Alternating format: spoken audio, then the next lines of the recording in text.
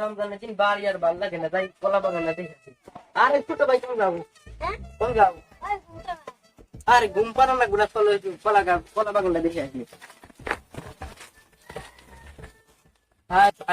আজকে বাইতে লাগবো না, তুই আমার কলা গাছের গুড়া আর করা ময়লাটা না সাফ কর, সার দিয়ে দেখো না খোঁজদের মধ্যে রাখে না, কলা গাছটা ব্যস্ত তুই কর, সাফ কর।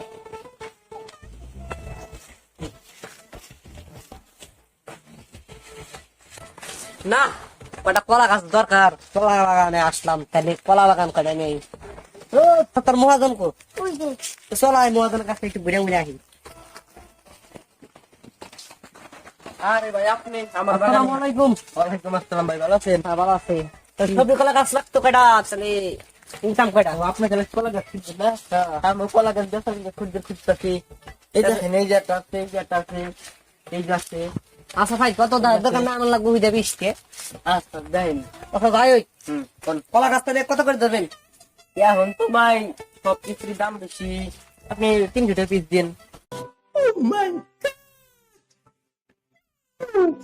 সবজি কলার তো দাম বেশি না বাবা, তোমারও থাকুক আমারও থাকুক। হ্যাঁ কোন আমার কথা রাখো, 300 টাকা করেছো, আমি 250 টাকা দিইনি। ये सब क्या देखना पड़ रहा है? अच्छा है मैं अंधा हूँ। ইয়ার তো কমাই, ওই যে ছোট ভাই 500 টাকা দন লাগে, আর দিন গেলে কলা গাছ